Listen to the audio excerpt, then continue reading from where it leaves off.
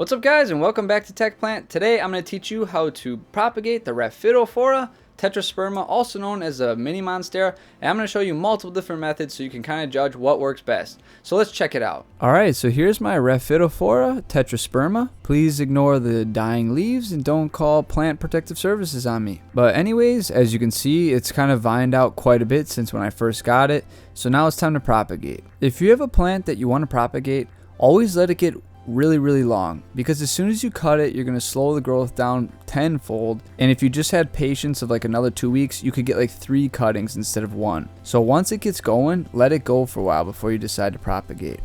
Now, like most vining plants, you're going to have to make cuts around the nodes because that's where everything's going to sprout the roots from and the new growth. You can't just cut the leaves off and throw them in water, so you got to make sure you get the nodes. It's very important. In this video, I'm actually going to do multiple methods. So I'm going to do like a long piece that I'm going to try and propagate. I'm also going to do single node cuttings. I'm going to try it in water, in soil, and sphagnum moss, just so you can kind of see what works best and what you might want to try instead of just doing one single method. So I'm going to end up cutting 2 longer chunks off first, and those will both be multiple nodes, like at least 3 or more. That way I can try and get some rooting action on 2 nodes instead of just 1 in case I break the roots in the future.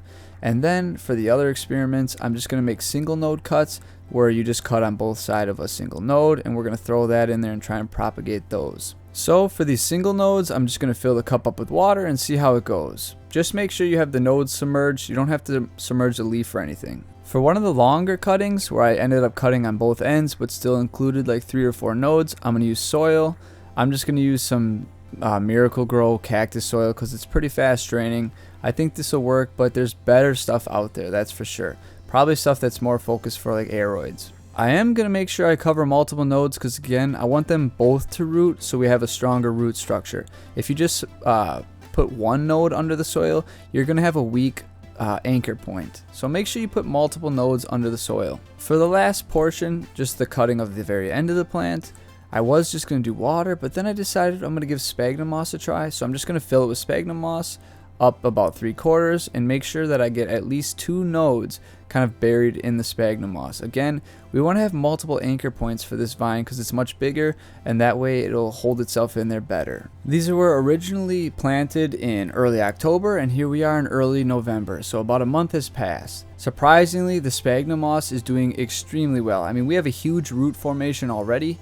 I just get it wet and then I let it slowly dry out so it's like just damp, and then I soak it again. As far as the soil one, I don't know how well this one's doing because I can't see the roots. This is kind of why I like using clear containers with sphagnum moss or water because you can see, but it seems to be doing fine. And then finally, an update on the single node cuttings. I had them in water, but they just weren't looking good. All the roots kept kind of starting and then turning black and dying, so I panicked. Wish I took video footage, but I was in panic mode, and I put them in sphagnum moss because I saw how successful the other one is, and now they're really doing well. You can see roots are already forming. The main mother plant that we cut these from is actually starting to form new vines along the main vine in multiple places, which is actually shocking to me. I did not expect that. But this is kind of what it looks like. You'll see kind of a white nub starting to break out at the node. Here's another month that's gone by. We're now in December, and you can see the mother vine is sprouting out everywhere. I'm actually shocked by this. All my other plants that I cut and try and propagate, they're only ever generates like 1 additional growth point, but this one is 3. There's 3 different areas that are starting to vine out, which means as this thing starts to get cruising, I'm gonna have 3 total vines just ripping. It's gonna grow very fast, and I'm gonna have even more cuttings.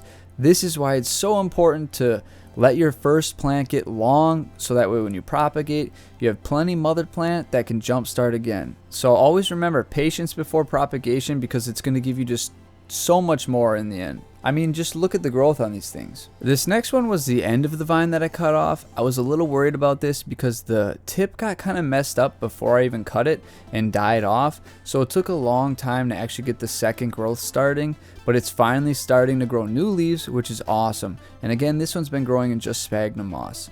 Here you can see the root structure is doing incredible. We got some nice green roots, and they're in multiple areas on this jar. So far, I think the sphagnum moss is definitely the best way to go. I'm almost positive that both nodes that we buried under the sphagnum moss have rooted because I see roots on both sides, and again, this is what I was talking about because now we have a really good anchor point, and we have 2 sources of roots instead of just 1. Here's the root structure of the single node cuttings. As you can see, they're rooting just as well as the main vine. Definitely glad I switched to sphagnum moss because I'm pretty sure they would have died in that water. So definitely, again, recommend that sphagnum moss. As far as the growth points, they're just starting to poke out actual new growth from the node, so it looks like it's going to be a success because it's starting to actually grow now. These things are much slower than I expected, but still happy to see progress. With all this good news, there's bound to be bad news, and that is the soil one. I don't know what I did wrong. Maybe I should have used a better, more aeroid specific soil. I don't know, but I thought I kept it well watered and everything, but it just would not take. It didn't root. Well, at least it didn't seem like it because all the leaves were dying off. So I dug it out just to see what was up, and sure enough, it was just a stick. I mean, it did not work. I think the soil method only works if you have a lot of big aerial roots, but in my case, I didn't have any. But whatever, I've got 3 or 4 cuttings that I've taken, so I'm happy. Alright, here we are, almost end of January, so about a month and a few more days of progress, and you can see the mother plant's doing great, tons of growth, really bushing out. There's even a few other nodes that might be sprouting new vines, which will be awesome. The only thing bad is it's looking a little deficient in something. I don't know if I'm giving it too much light or it's not getting enough fertilizer, but that's another problem I can deal with another day. Here are the single node cuttings. You can see the root structures are beautiful. And as we go up and look at the actual plant growth, they all have new leaves sprouting, so they all took off well, they're all growing, and they can be their own plant now. Super excited they took off. We did lose one along the way, but that's alright. They can't always work. Now I want to get these potted up in the proper soil and kind of turn them into their finalized plant and just let them grow and live out their lives. So we just have to take them out of the container, and here, this is when I discover that sphagnum moss is very good, but very bad. When it comes to getting the roots out of the sphagnum moss, it's kind of difficult because it's a very fibrous thing. The roots really dig in and grab hold. And because we're using single node cuttings, you have a single source of roots. So if you snap this root off, you can say goodbye to your poor little cutting. So you got to be really careful. I tried to grab like a ½ inch down from the plant and grab that chunk of the root as I pulled away the sphagnum moss. It also helped to get it much more wet. I bet you if you did this submerged in water, you would have much more success. But if you just take your time, you can peel most of the sphagnum moss away and you'll have a perfect root structure. Don't be too shy when doing this though. As long as you don't snap the main taproot off, you'll be okay. You can break apart some of the roots further down the line that kind of branch out and you won't do too much damage. Alright, so let's talk about the soil. This time I'm actually going to try and use a soil mix that is more attuned for these aeroids. And that's going to be using just a ton more wood chips.